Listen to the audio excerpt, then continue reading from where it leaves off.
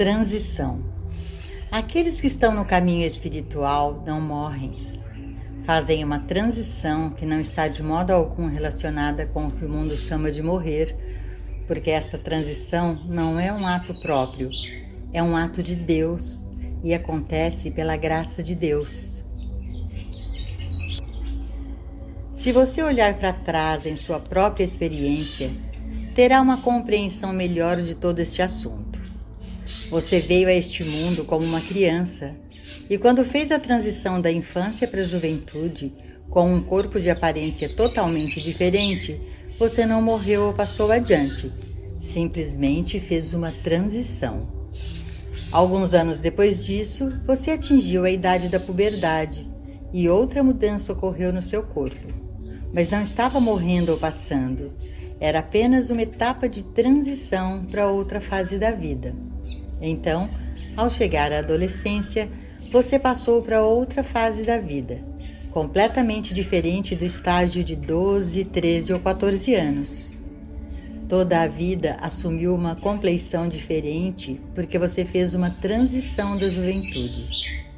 As bonecas e brinquedos já não lhe interessavam, e mesmo o basquetebol, o beisebol e o futebol deixaram de ser o centro do seu mundo, porque o mundo fora do parque infantil e o filme de bairro se estendia em horizontes cada vez mais alargados. Então, você continuou até que um dia você se encontrou na verdade, e quando se tornou um estudante sério da verdade, encontrou-se noutro mundo, um mundo em que o jogo de cartas, o golfe, a dança e o teatro ocupavam um lugar menor na sua vida. E, em alguns casos, foram deixados completamente para trás, porque agora, nesta nova vida, a sua atenção estava centrada em Deus. Foi uma transição de este mundo, o mundo a que Jesus se referiu quando disse: Eu venci o mundo. João 16:33. Não houve morte nessa transição, exceto uma morte para a materialidade, ou o que Paulo chamou morrer diariamente. Morrendo diariamente para velhos modos de pensamento e confiança. Houve um tempo na nossa experiência em que a nossa principal preocupação era que tivéssemos um coração normal e uma pressão sanguínea normal.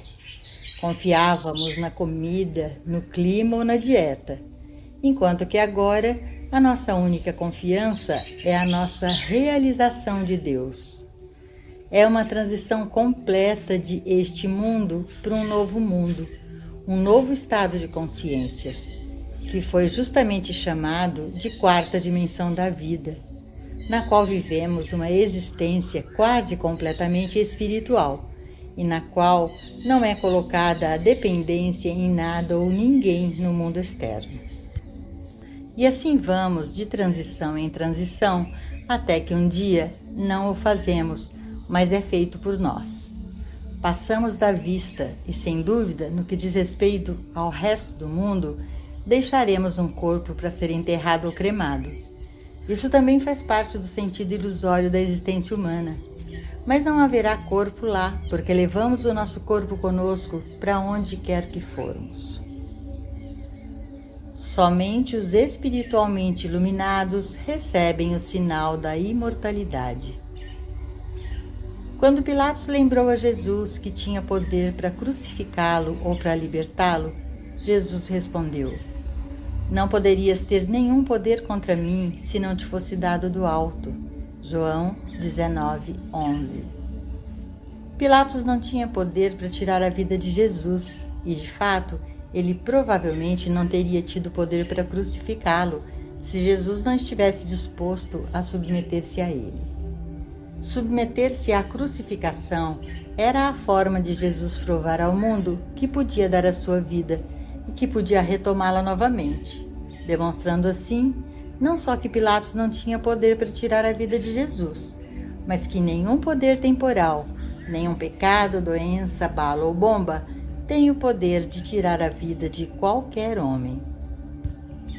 Nesta era, não nos submetemos voluntariamente a ser baleados, crucificados ou bombardeados, mas sabemos que se por qualquer razão fôssemos submetidos a tais experiências, nossas vidas não estariam em jogo, porque não há poder temporal que possa destruir a vida.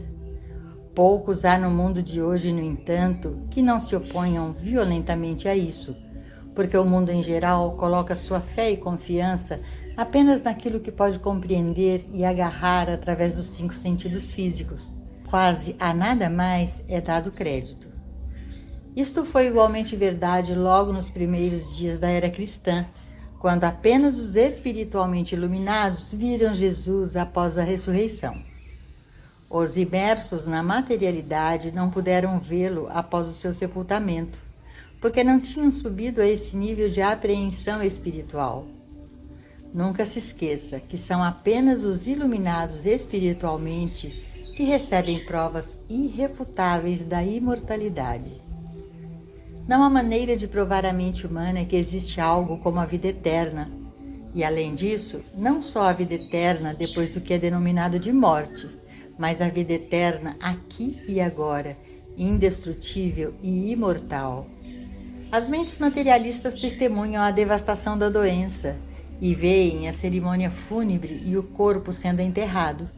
Mas porque eles são capazes de julgar apenas pelas aparências, ou seja, pela visão dos seus olhos, não recebem nenhum sinal da imortalidade.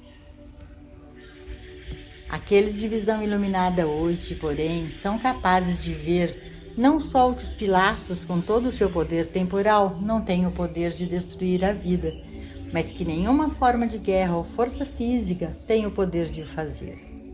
Somente os iluminados espiritualmente podem ver isso, pois só os iluminados espiritualmente podem ver além da fisicalidade para a verdade de que a forma material não é a pessoa.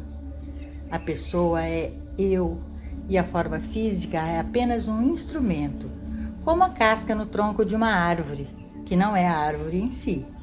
A árvore em si é invisível.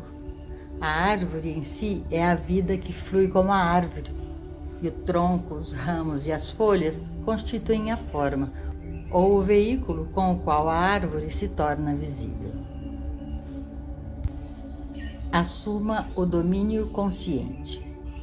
Sobre sua vida, Jesus disse: Eu tenho poder para dar e eu tenho poder para tomá-la novamente.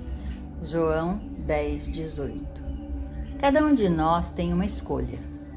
Podemos deixar a mente carnal, a crença em 2 poderes, ter o seu caminho conosco, deixando a crença universal fazer qualquer coisa que deseje fazer-nos, até mesmo nos enterrar depois de 60 ou 70 anos.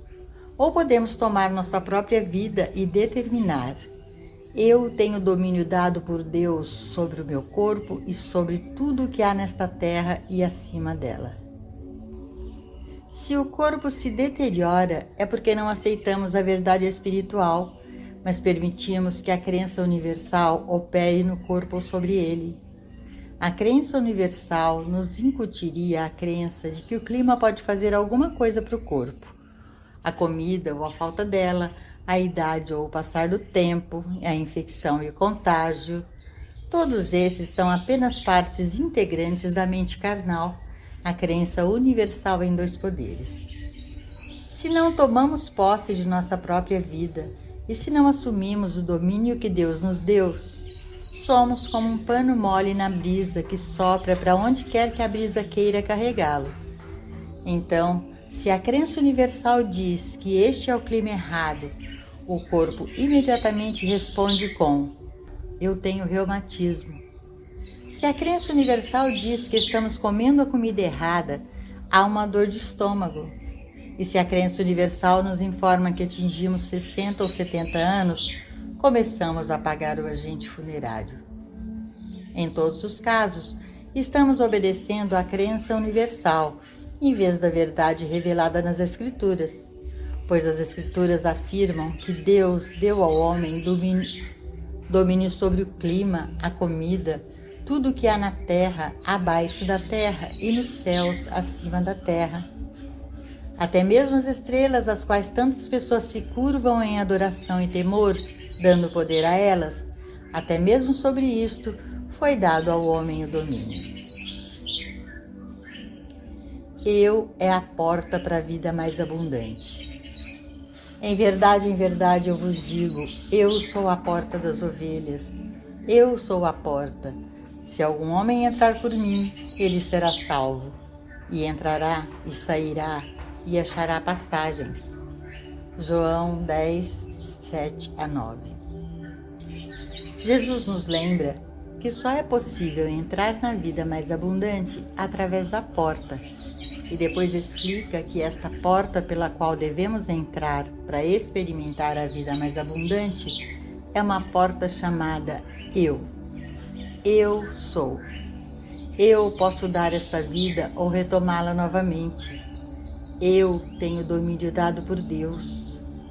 Ao ponderarmos sobre esta palavra Eu e meditarmos sobre ela, percebendo não apenas que eu sou algo fora do corpo, mas também governando o corpo, de repente percebemos a natureza infinita do eu.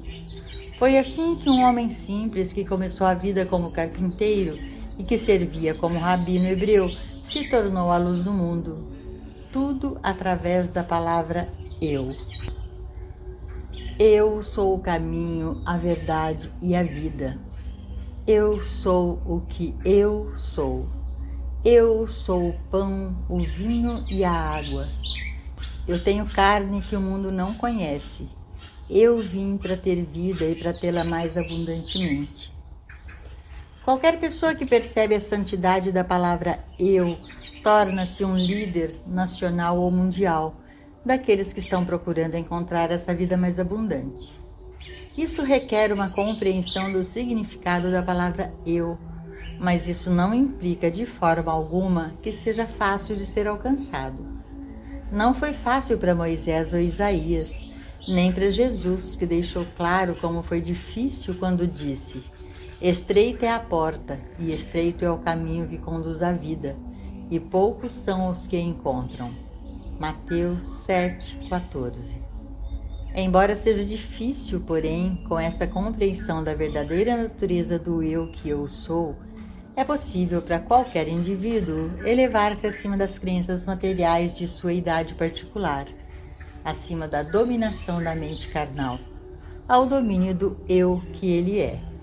É possível que qualquer pessoa morra para os seus antigos conceitos materialistas de vida e renasça através da realização da natureza do eu que ela é. Uma vez que reconhecemos o eu, estamos reconhecendo a presença de Deus. E onde está o Espírito do Senhor, a liberdade. 2 Coríntios 3,17.